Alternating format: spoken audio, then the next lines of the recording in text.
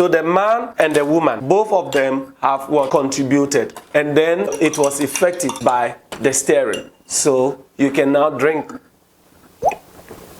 Wonderful. This is very good, very healthy for the heart. That is what communication is. Very, very good and very healthy for the heart of the marriage. Hello, beloved. Welcome once again to the Voice of Grace. This is where we study about the grace of God in every aspect of our lives. God has graciously given His word to us and everything we can learn from it. Today I want to talk to you on effective communication in marriage. A lot of marriages are struggling as a result of lack of communication.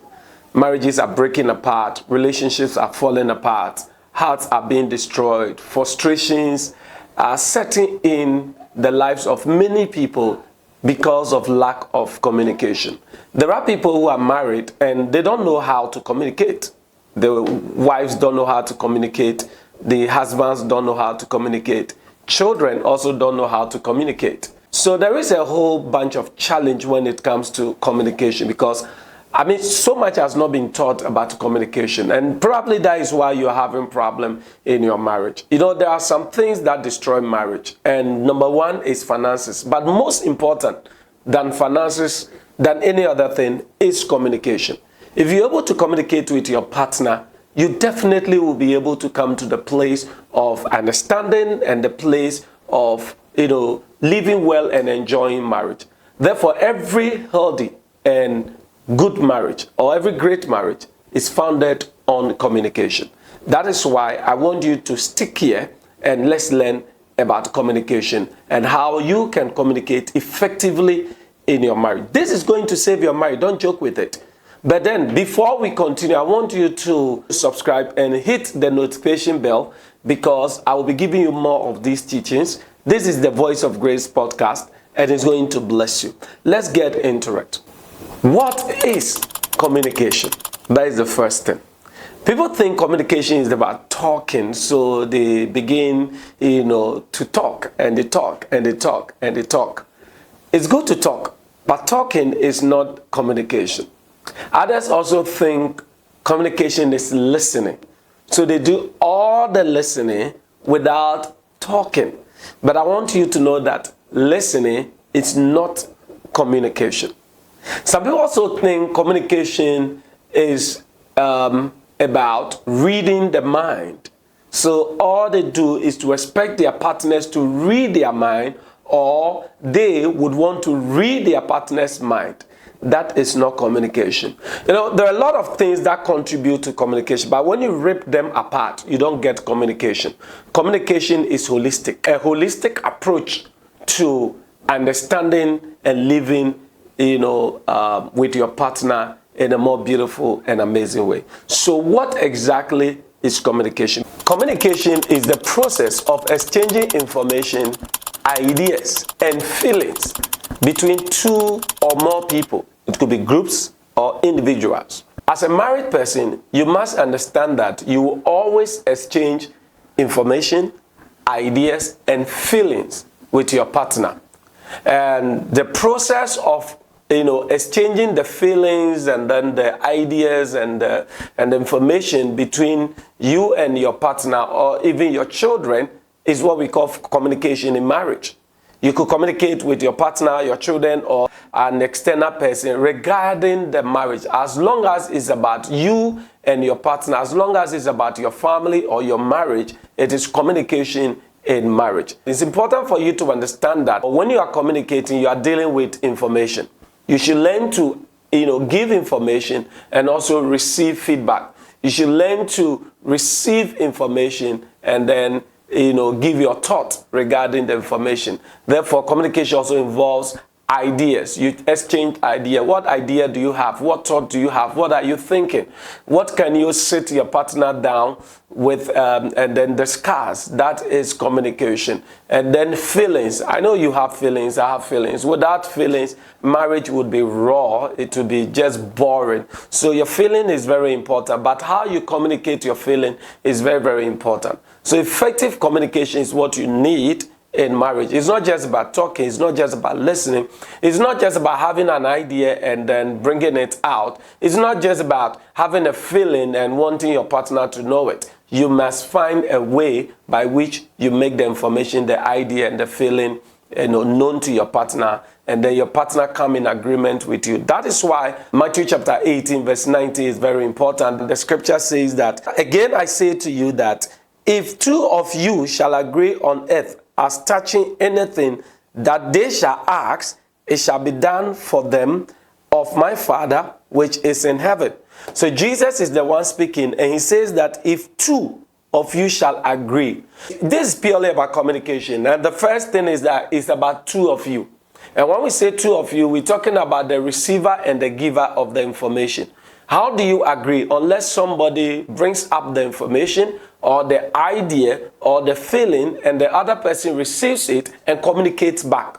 So you give and you take. Give and take. Somebody said, interestingly, he said marriage means ore mano ina oreje. In the Ghanaian parlance, it means that whilst you are receiving, you are also giving. From the word marriage, orema, oreje, orema, oreje. So marriage, succeeds when there is orema and oreje. In other words, when there is giving and receiving. You see it? So when you are giving information, giving idea, giving feeling, you must also be receiving information, receiving idea, receiving feeling. That is what will make the marriage work. So Jesus said, if two of you, the husband and the wife, okay, if the people involved in the marriage are able to agree as what? Touching anything. So first, it should be two of them. Second, they should agree. Third, it should be about touching anything. It should be about something. There is always an object and a reason for communication.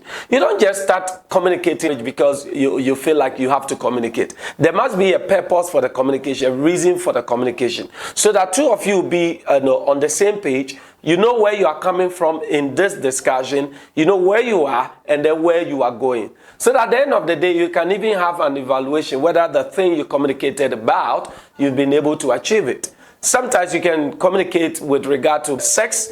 You can communicate on the finances. You can communicate on your traveling plans. You can communicate on business. You can communicate on education. Whatever it is, I mean, as far as the marriage is concerned, that is the thing you are communicating about. Sometimes you can communicate about something that is not going right in the relationship, and you think that you guys need to sit down and talk about it and see how best you can put it right. This is very, very important. So you agree, number one, two of you. Three, agree as touching anything.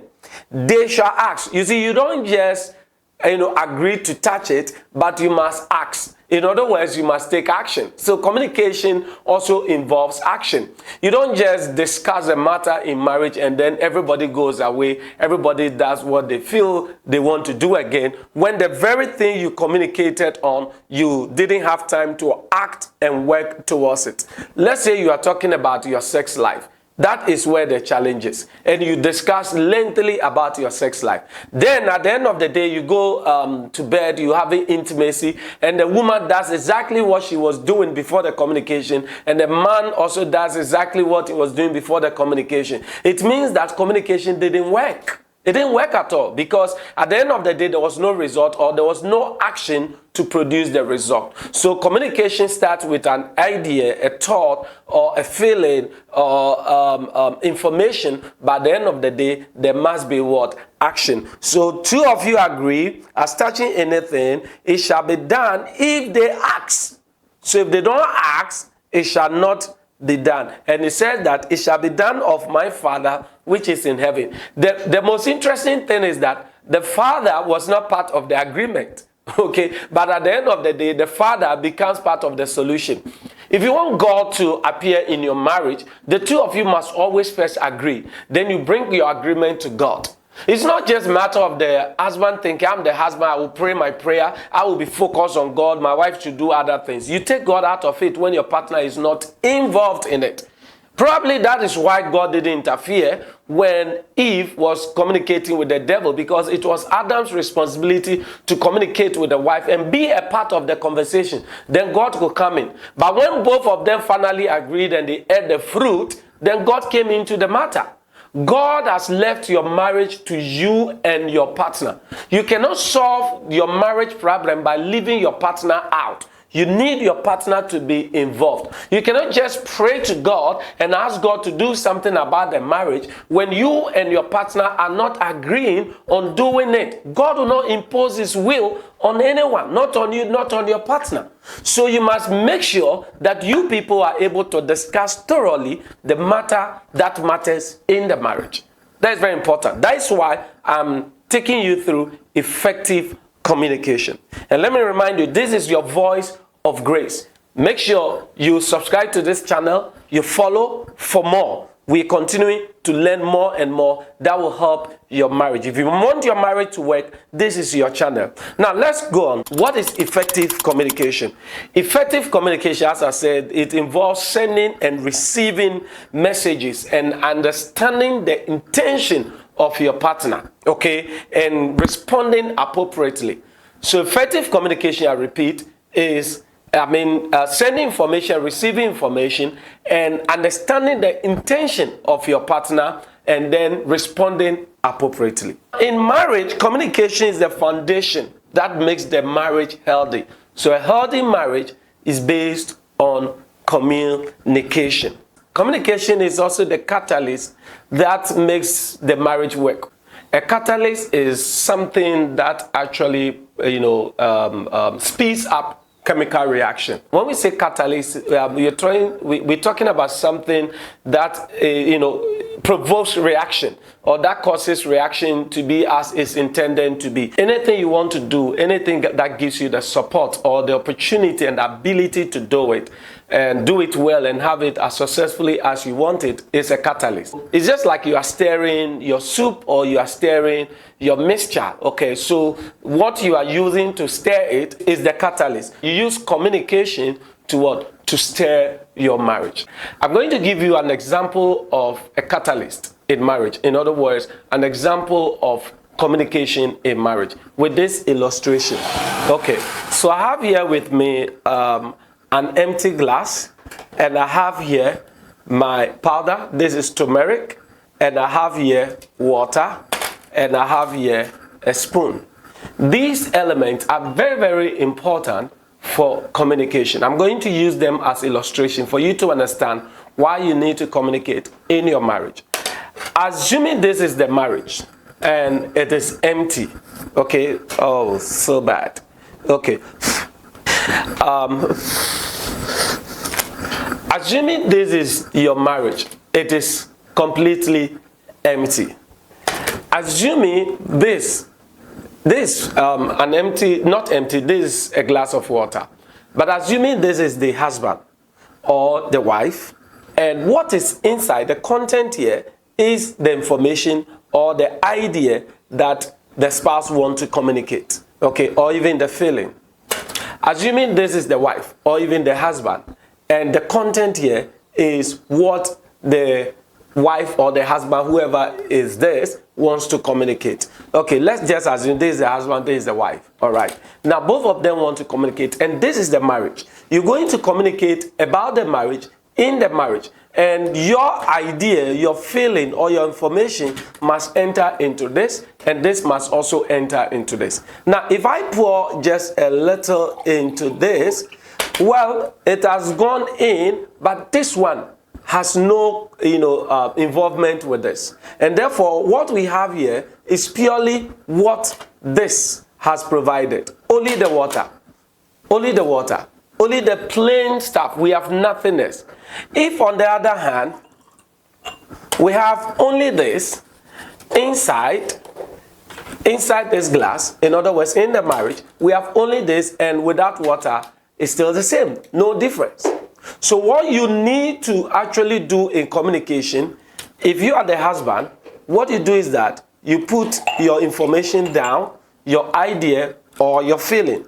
If you are the wife, you do the same. All right. Now, the partner, which is the wife, what you also do is to what? Pour yourself into it.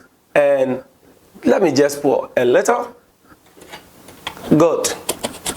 So the two of them have what? Communicated. But this mixture it's not, communication has taken place, but it's not yet effective. Okay, agreement is taking place in terms of idea and whatever. It's not yet effective. The marriage is actually, good. Everybody is trying to contribute, but it's not yet effective. To make it effective, you need a catalyst, like the spoon. Okay, what you do now is to stir. So I'm stirring.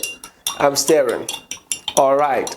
Now, effective communication is sort of like trying to let the idea, the feelings, and then the information you are exchanging to mix very well. Do you understand? To mix very well, so that we have everybody's contribution to the idea or the object, whatever we want to achieve. So the man and the woman, both of them have what? Contributed. And then what happened? It was effective by the stirring. So you can now drink. Wonderful. This is very good, very healthy for the heart. That is what communication is. Very, very good and very healthy for the heart of the marriage. So that is effective communication. Both man and woman must contribute, and it will bring the marriage to a happy place and a successful place. Now, let's continue. I want you to understand that communication goes beyond just conversations. It goes beyond just talking. There are things we need to understand. The pillars of communication. There are 4 major pillars of communication. And these pillars are very important for your marriage. Okay? You cannot take any of it out. And so you need to give attention to all. And when you're able to bring all these pillars together, you're able to get a solid marriage.